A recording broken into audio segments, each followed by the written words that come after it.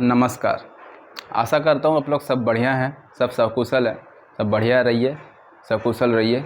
ज़िंदगी एक ही है, उसको अच्छे से निभाइए, काम कीजिए, करते जाइए, ज़िंदगी को आगे जीते जाइए। चैलेंजेस को ओवरकम करना ही शायद ज़िंदगी है।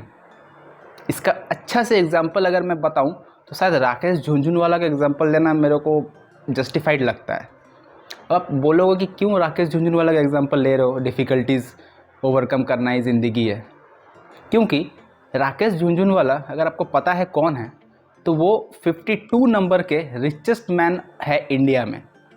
उनका जो अभी नेट वर्थ है वो 3.5 बिलियन डॉलर के आसपास है। तो आप समझ सकते हो कितने बड़े रिचेस्ट आदमी हैं। उनका अभी उम्र है 62 ईयर्स और 62 ईयर्स में आके वो अपना खुद का पहला बिजनेस स्टार्ट कर रहा है इंडिया में, जो कि एक ऐसा सेक्टर में है जो सेक्टर कभी भी प्रॉफिट के लिए नहीं जाना गया है, वो हमेशा लॉस के लिए जाना गया है और अपना डिसरप्शन के वजह से वो सेक्टर जाना गया है। तो आइए जानते हैं कि किस सेक्टर में राकेश झुनझुनवाला चैलेंजेस को ओवरकम करने जा रहे हैं आगे इंडिया के लिए, ताकि इंडिया का आगे का फ्यूचर बिजनेस जो कि इस सेक्टर में होने वाला है वो अच्छे से हो जाए। उतावले तो बहुत हो रहे होंगे जानने के लिए कि कौन सा ऐसा सेक्टर है जो कि हर टाइम थ्रेटन में रहता है, हर टाइम लॉस में रहता है, हर टाइम डिफ़िकल्टीज़ में रहता है। तो सेक्टर है एयरलाइन सेक्टर इंडिया का।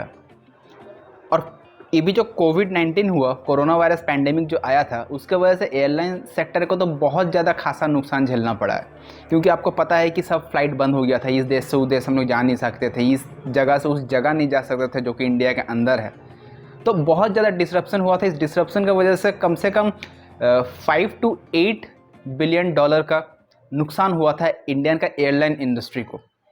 तो अगर हुरून इंडिया का रिपोर्ट हम लोग देखते हैं तो उस रिपोर्ट के हिसाब से बोला जाता है कि इस एविएशन सेक्टर में जो कि इंडिया का एयरलाइन सेक्टर है उसमें बहुत ज़्यादा फ्यूचर ग्रोथ है, जो कि 5 टाइम 6 टाइम फोल्ड वो जंप कर सकता है।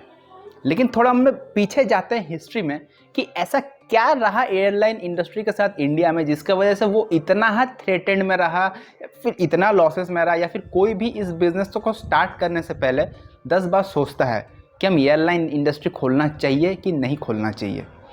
पहला है सुब्रतो रॉय। अगर आपको याद होगा तो सहारा ग्रुप का जो चेयरमैन थे सुब्रतो रॉय, वो एक एयरलाइन इंडस्ट्री खोले थे जो है सहारा एयर। वो सहारा एयर लॉस वेंचर बन गया था, इतना ज़्यादा लॉस वेंचर बन गया था कि जेट एयरवेज जो कि ओन करते थे नरेश गोयल, उसको सुब्रतो रॉय बेच दिया अपना सहारा एयर। जेट एयरवेज उसको खरीद तो लिया, लेकिन 2019 आते आते जेट एयरवेज भी बंद हो गया। और उसका सबसे बड़ा कारण माना जाता है कि एयर सहारा को अपने अंदर विलय करने के लिए वो पूरा का पूरा नुकसान झेला और उस नुकसान को कभी भी रिकवर नहीं कर पाया। ये दो तो सबसे बड़ा एग्जाम्पल हो गया। तीसरा जो सबसे बड़ा और बड़ा एग्जाम्पल है जो कि हर किसी को पता है, हमारे इंडिया का लिक्वर बैरन, दारू का राजा बोलते थे विजय माल्या को, उन्होंने अपना एक एयरलाइन स्टार्ट किया था किंगफिशर एयरलाइन। तो उनका तो ना ही एयरलाइन चल पाया ना ही दारू का बिजनेस चल पाया। आपको अच्छे से पता है कि क्या हुआ है उसके साथ। इंटरनेशनल कोर्ट में चल रहा है उसके खिलाफ केस, बहुत जल्दी शायद इंडिया में आ जाए और कहीं उसको जेल में बंद मिले, क्योंकि वो बैंक का बहुत सारा पैसा लेकर भाग गया बाहर और अभी तक चुका नहीं पा रहा है, क्योंकि सारा बिजनेस लॉस हो गया। सबसे बड़ा लॉस का कारण है किंगफिशर एयरलाइन का बिजनेस। और एक है स्पाइस जेट। स्पाइस जेट का लगभग हर एक प्लेन अभी का टाइम में वो कभी टेक्निकी ख़राब की वजह से पड़ा हुआ रहता है, या फिर कभी विंग्स उसका ठीक नहीं चलता, या फिर कभी उसका प्रोपेलर अच्छा से नहीं घूमता है। सबकी वजह से वो फ्लाइट हर दम डिस्ट्रप्शन में रहता है। एयर इंडिया का तो आपको पता है, रिसेंटली टाटा ग्रुप को गवर्नमेंट ऑफ इंडिया उसको बेच दिया है। टाटा ग्रुप को, मतलब वो पहले टाटा ग्रुप के पास ही था, फिर गवर्नमेंट इंडिया टाटा ग्रुप से लिया था, फिर गवर्नमेंट इंडिया टाटा ग्रुप को फिर उसको बेच दिया, टाटा उसको फिर से खरीद लिया। तो एयरलाइन सेक्टर का हिस्ट्री कुछ खासा अच्छा नहीं है। लेकिन अगर मैं सारा का सारा आपको बोलूं कि अच्छा नहीं है तो फिर मैं भी गलत हूं इधर। क्योंकि एक है इंडस्ट्री एयरलाइन में, एक ब्रांड है ऐसा जो अपने आप को स्टैब्लिश किया हुआ है 2006 से, वो है इंडिगो। आज इंडिगो इंडिया का लार्जेस्ट फ्लाइट है, लार्जेस्ट चेन ऑफ फ्लाइट है। उसका जितना प्लेन है शायद और कोई कंपनी का उतना प्लेन नहीं है, कोई भी ब्रांड का उतना प्लेन नहीं है। अभी इंडिगो का सर्विस सबसे ज़्यादा चलता है इंडिया में। तो आप सक्सेस हो सकते हो बिज़नेस में, चाहे कोई भी बिज़नेस हो।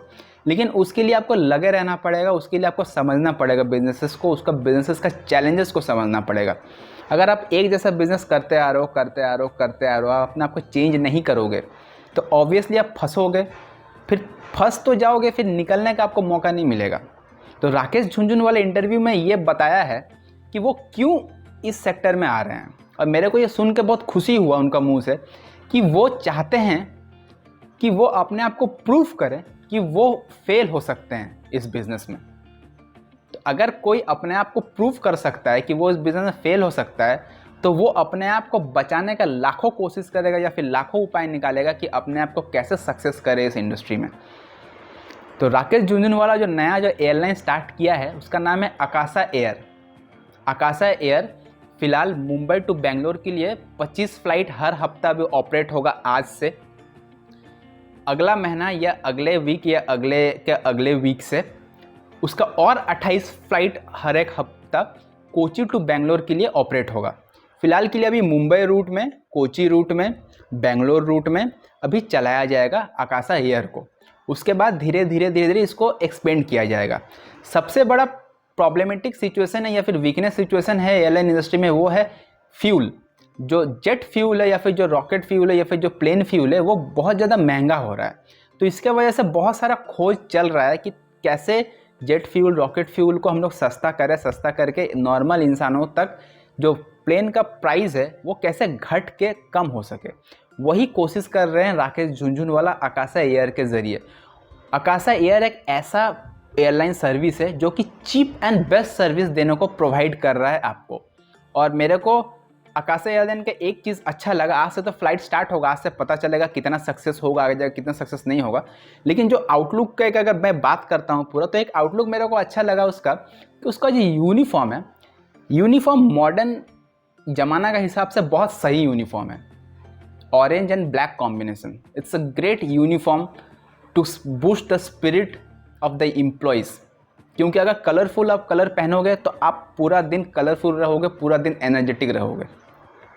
आशा करता हूँ मैं आपको समझा पाया वीडियो अगर बढ़िया लगा तो लाइक कीजिए, शेयर कीजिए, कमेंट कीजिए, जिसको भी बताना है बताइए। ऐसे हंसते रहिए, खेलते रहिए। नमस्कार।